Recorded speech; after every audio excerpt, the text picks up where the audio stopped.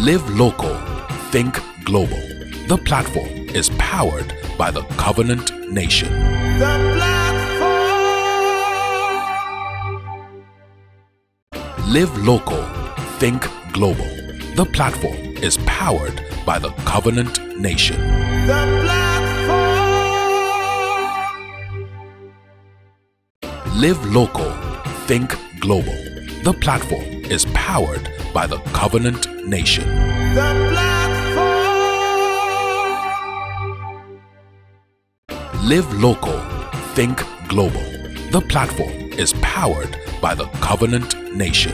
The platform. Live local, think global. The platform is powered by the Covenant Nation. It's an amazing way to spend a Monday, right? A day of talk, and people are. This entire place is full. I wish everyone could see this place. Well done, everybody. After the next three speakers, our final three speakers, there'll be a panel session. So just get your questions ready. For those of us who want to distill some of those things that we heard further, we had practical questions we came with, and we want one of the speakers to, shed some light on things they've said, or want to actually even bring our own issues before them. That sounds like a prayer. We want them to weigh in on some of the questions we have in our hearts. This will be a good time to pen them down so that when the ushers come around, you could just pass your question down the aisle. Our next speaker is Kunle Soriyan. He's also known as The Ruckus, a US-based Nigerian author, motivational speaker, iconoclast, faith-based teacher, and thought leader. He speaks on issues of organizational growth, national development, and globalization.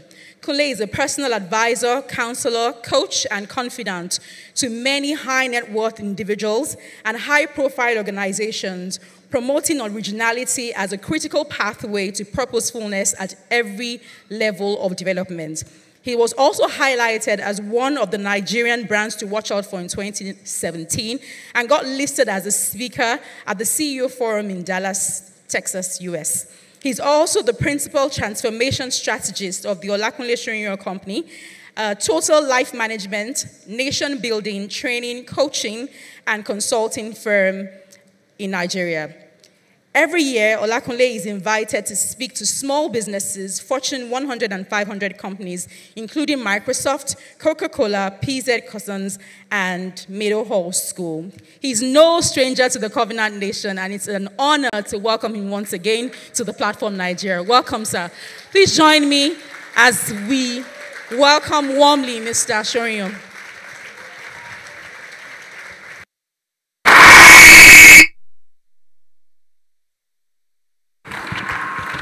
Thank you so much. You may be seated.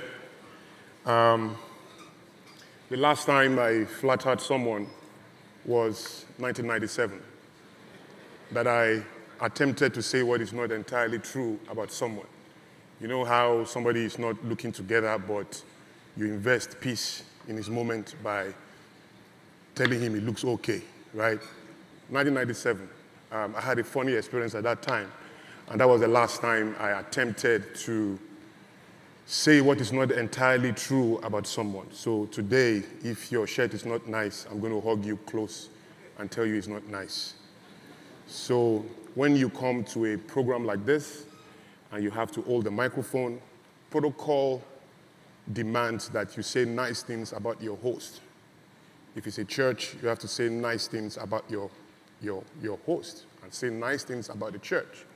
If it's a program, you have to find the adjectives to say nice things about your host and describe your host in a very magnanimous and intentional way, even if it's not true, right? But you must do that. That is the protocol of ministry and protocol of engagement.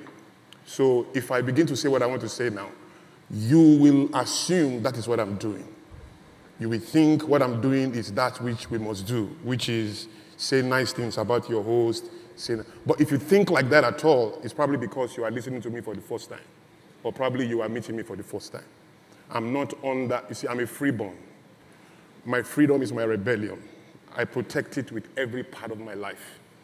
Do you know what it means to wake up in the morning and to know that there is no human being on the face of the earth that determines what you do except God in heaven? You don't know that freedom. It's so special. That is the zone I live in. So I don't try to suck up to people. I don't pander to people's emotions. I don't bring down my voice when I get into any room. I don't position myself in any way that reduces my freedom, right? So I'm sure you're wondering where I'm going.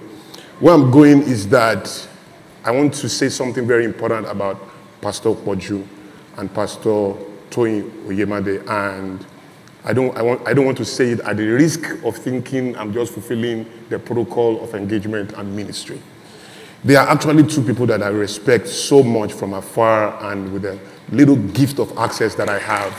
And I consider them incredible nation builders and visionaries. I don't in any way take for granted that I am permitted by God, providence, and the way the universe is as designing that I play a role in this great, awesome assignment. It's such a huge thing for me. It will forever be. The privilege to be in the presence of kings and queens and to have the blessing of addressing the human condition at any level is a privilege and a honor we must enjoy, celebrate, and be humble with for the rest of our lives. So I don't take it for granted. Thank you, sir, and thank you, Mar, for allowing me to be in your space and allowing me to address these thousands of people across the world, both in person and online. I don't take it for granted. Secondly is that I do have two works outside. My products are very expensive. I'm not sorry. They are not for everyone. If you can't afford it, it's fine. Your time will come. Don't ask for discounts. Just go outside and go to my stand. There's one called Whispers from the Future. Whispers from the Future, a three-part articulation of Kingdom Mandate in the 2020s. I would say look out for it. It will help you, right? Usually they go for $200. I've been kind to reduce it to about 50. That is the best I can do. I've gotten some DMs already. People say, can I have it for this price? It's disrespect. Just go there and wait for your time. Then I have another one here, Positive World Domination. Positive World Domination. Why evil is a tool, why good is not God, and how going global is a duty. I'm going to advise that you invest in them. They are audio works. One is a DVD, 4 hours of video, 3 hours of questions and answers. They will change your life. They are private sessions. Both of them, they will help you real good and help your business and help how you position in the world. Yeah, so if you go to my stand, my team is there. We came with POS. You don't need to have cash. Once you swap the card, the money moves to our side, and the products move to your side, and everybody's fine. So try and do that, right? Thank you so much. So, the most powerful person on the negotiation table is the one that is ready to walk away without a deal. The most powerful person on any negotiation table is the one that is ready to walk away without a deal.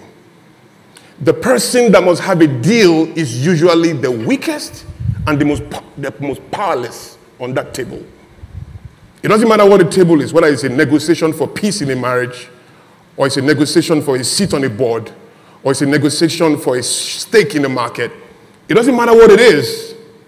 What is true is that if you have to negotiate anything, a part of you must have a resolve to walk away out of that table without taking anything away.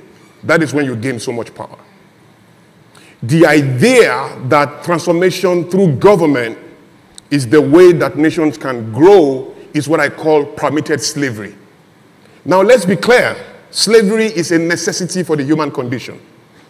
What has been abused is slavery. Slave trade is an abuse of slavery. Slavery itself in a flawed world is a necessary experience for any human being at any level. Every human being born of a human, is enslaved to something. Don't be deceived by how we show up every day. The truth is, there's no human being on the face of the earth that is not enslaved to something. True freedom is the ability to choose what enslaves you. Such that when you make that choice by yourself, then you are not a slave. You are in what I call permitted slavery, a necessary experience for the human condition. To even be with God at a level, you will be a slave of righteousness. It is that possibilities are contained except you define your level of arrest. Freedom without rules is a vice. The highest level of freedom is psychosis. When you are very free and no one attends to your own decisions and there's nothing that underscores the validity of your claims or your positioning anywhere, then you are naked on the street walking freely. There's no searching of your understanding. The idea is principles must guide ideas. Emotions, as powerful as they are on their own, creating actions is a disaster. Principles must be subjected to reasoning. Emotions must be subjected to reasoning. And reasoning must be guided by truth before you move into action.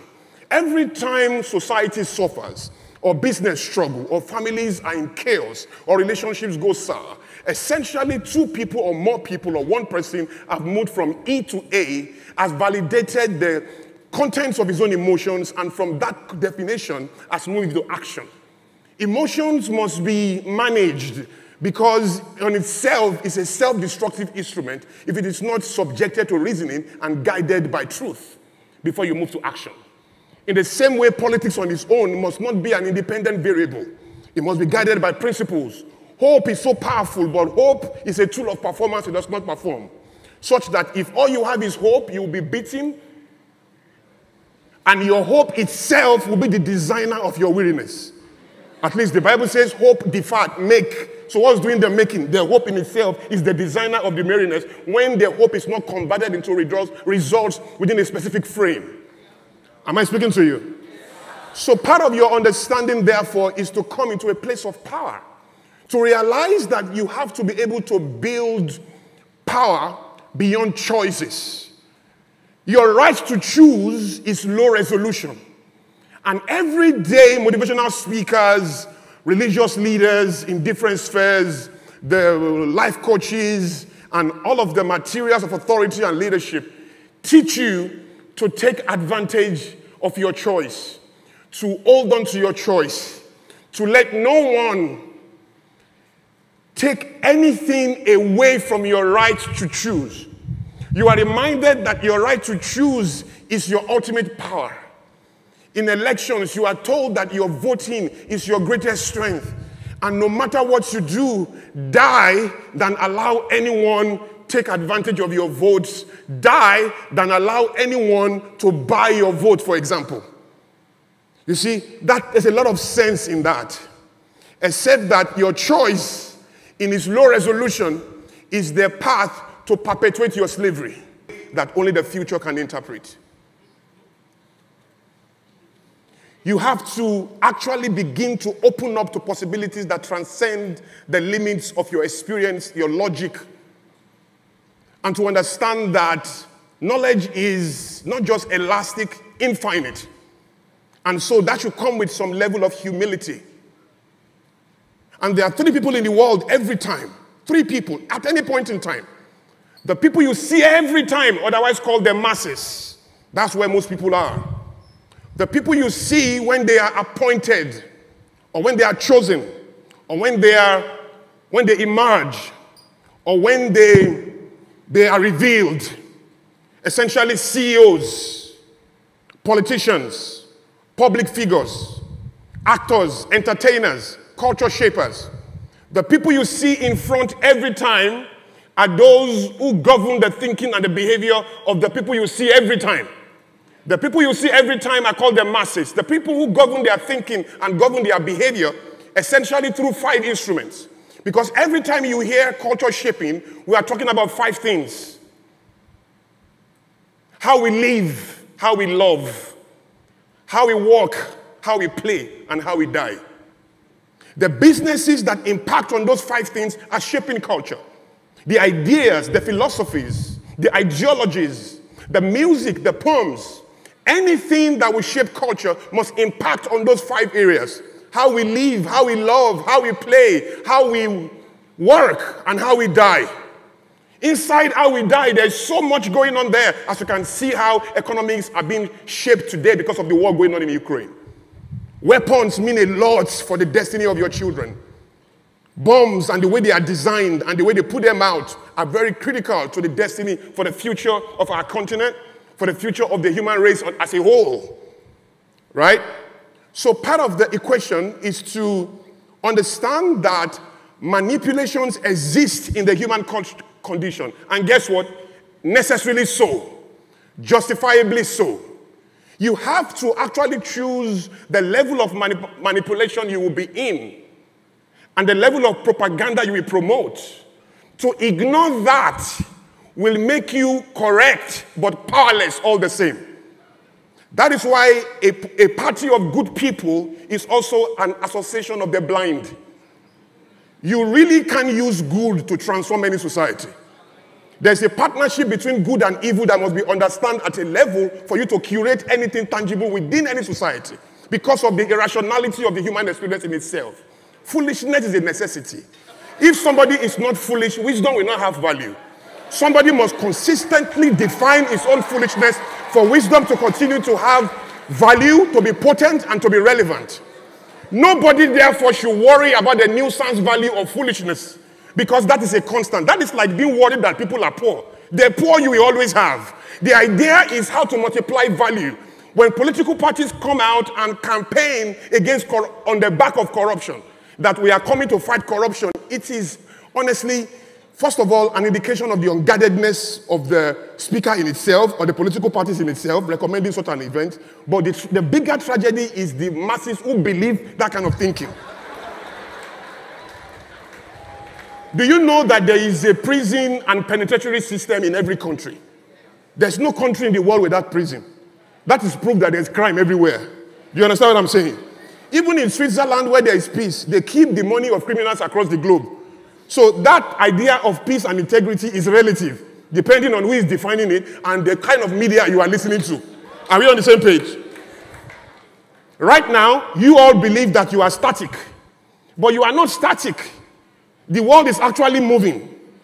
Your reality, because of your association with gravity or its place on earth, believe that you are not in motion and you are motionless. But the truth is, we are all spinning right now. But there is a perception, which is a lie to your brain, that you are not moving. But you are moving. I live in the city of Dallas, and I work from there, even though I work in the world. But there is a restaurant in Dallas that is always spinning. When you sit in the restaurant, it doesn't feel that it is spinning, except that your view will be changing. Then you realize that this restaurant is actually spinning. If you sit in a car that is 200 kilometers per hour and it's moving very fast, you will almost grab the driver and say, stop speeding. Because you can feel the speed, you'll be afraid. But a plane is like maybe 1,000 times faster than that car.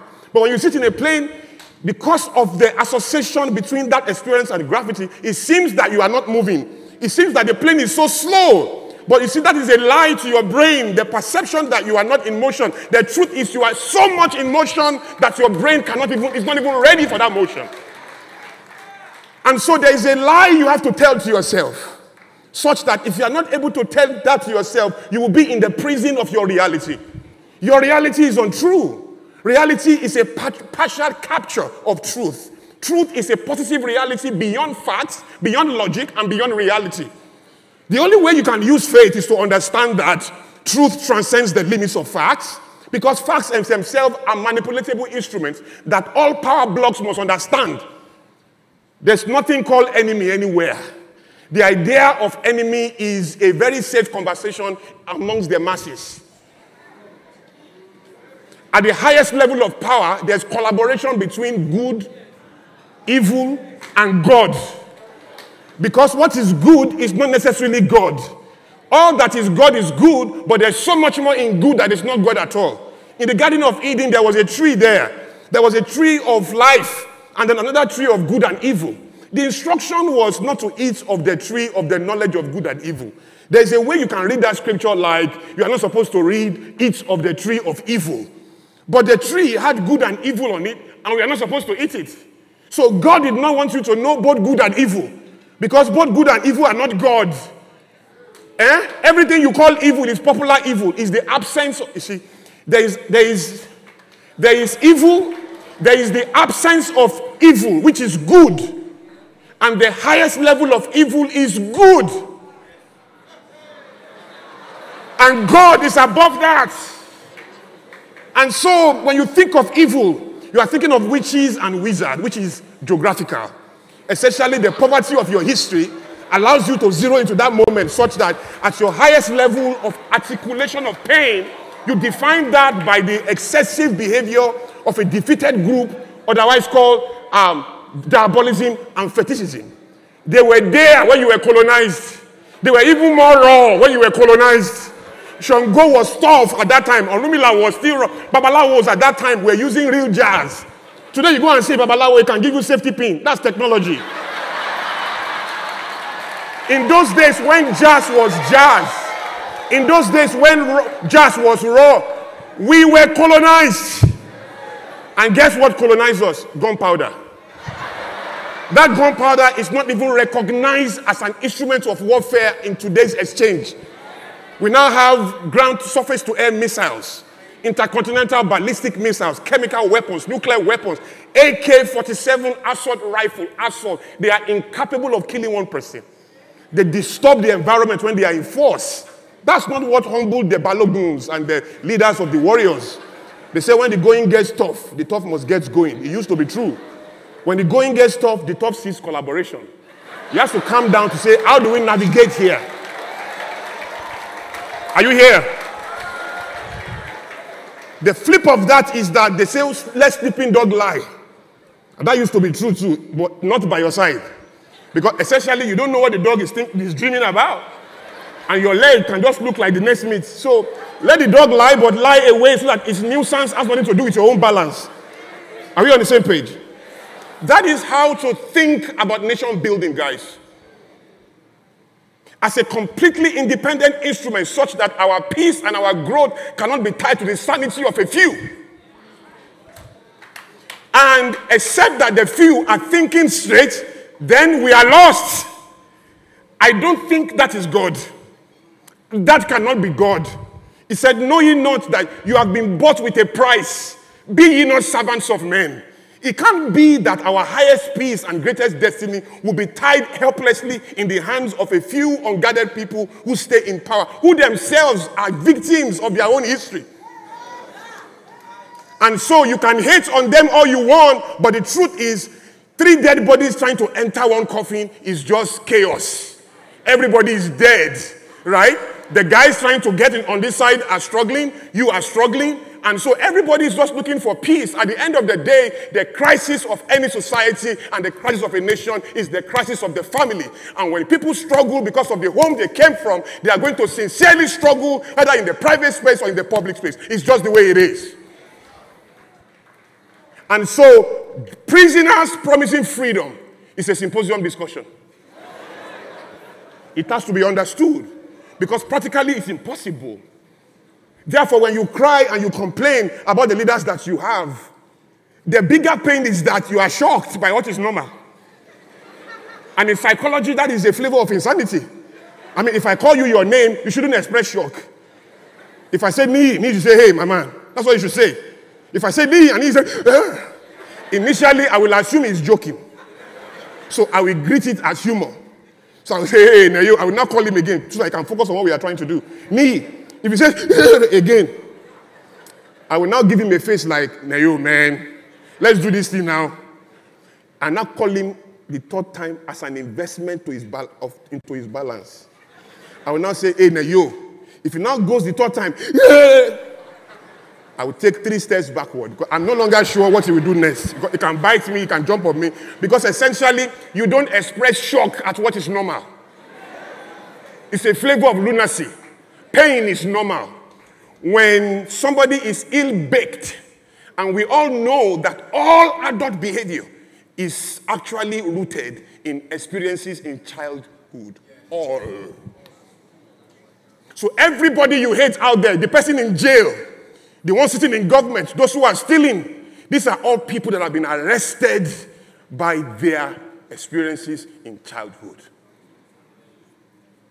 Essentially, arrested development. Are we together? The moment you understand that, the next question to ask yourself is, it is the person that is well that can donate blood. So there's no donation coming my way except I prove my wellness.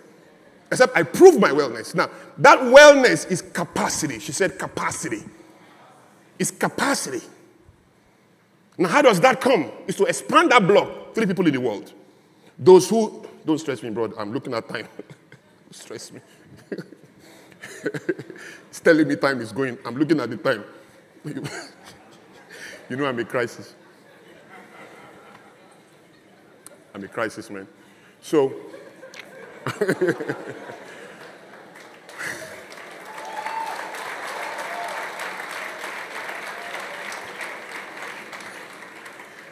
yeah.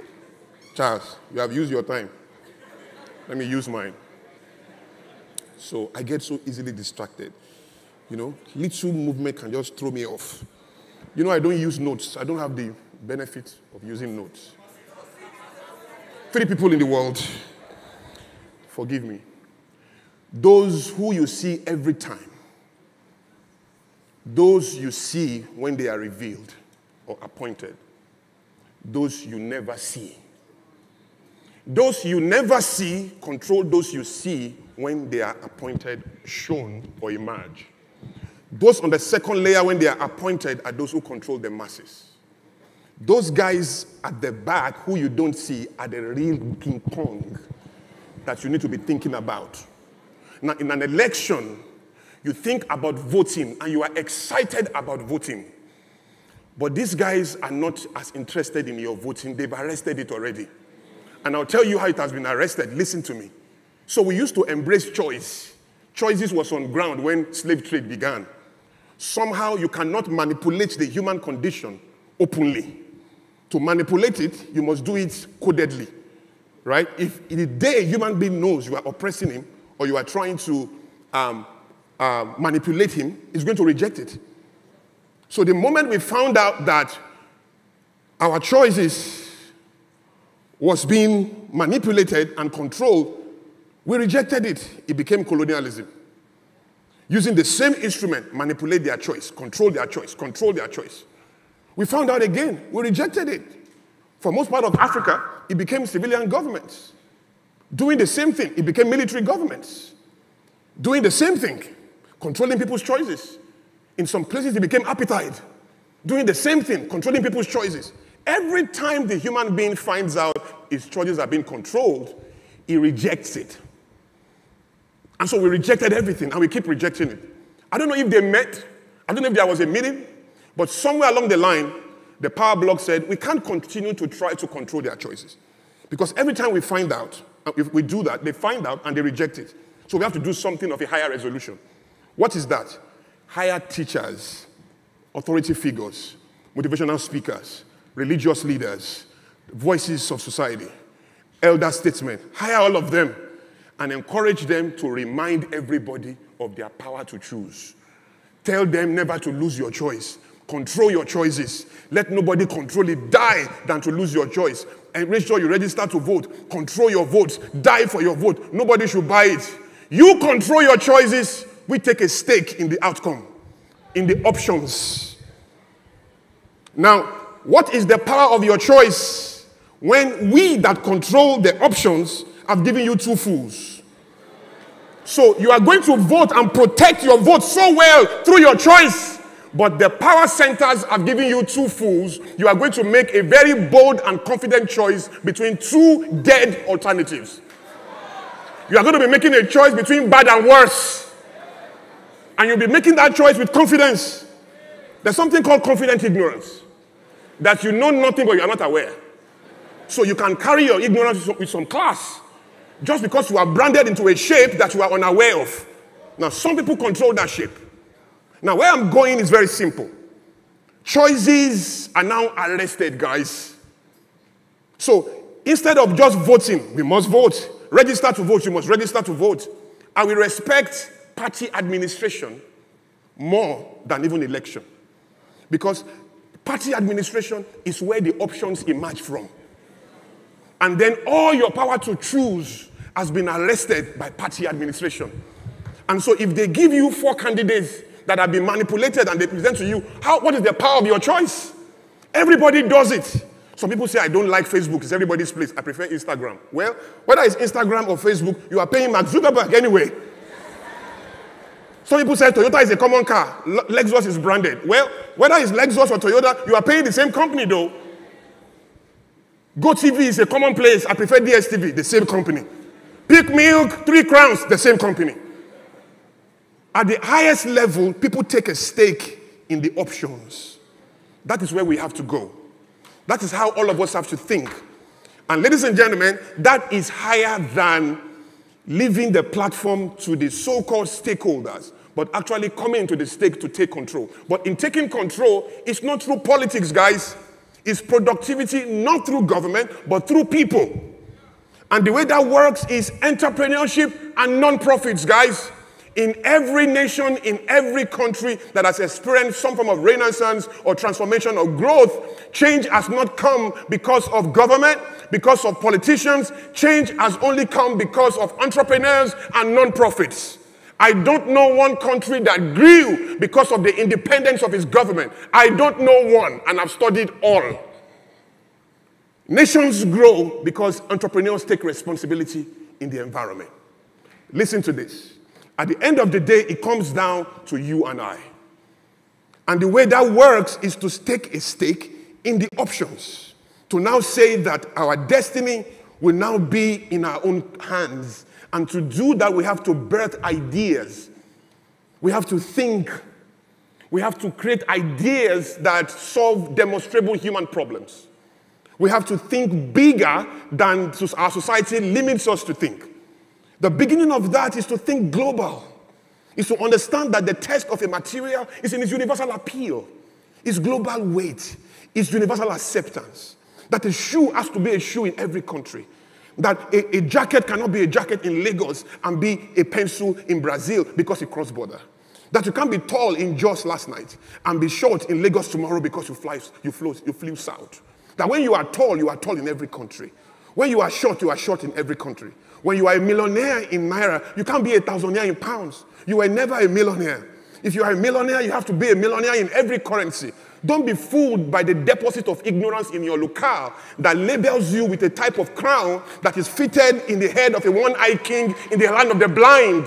Is to grow your horizon and say to yourself, this very idea I'm embracing, how is the German looking at it? How is the French looking at it?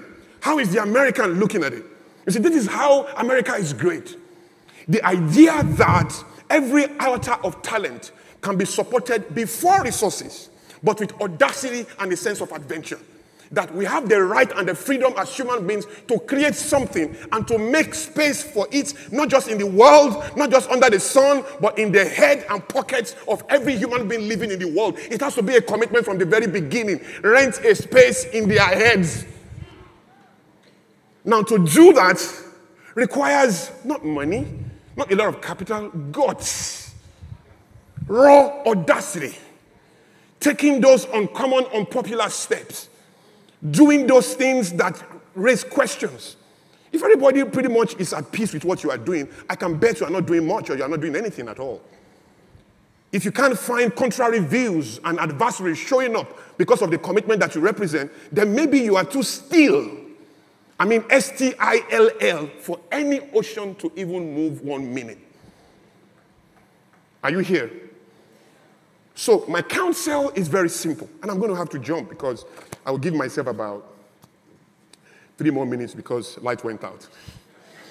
So guys, this is how it works. First of all, we have to be borderless in our thinking. To be global is great, too. But to be global is managed by so many other factors that will never allow you to have the experience of universality. One of them, for example, is visa. Visa is not an existential will of God. It's a human invention. At the beginning of life, it was not so. Every human being had a freedom to obey one commandment. Be fruitful, multiply, fill the earth. When the instruction was given, there were no visas in the world. Everyone is supposed to be able to move at the speed of choice.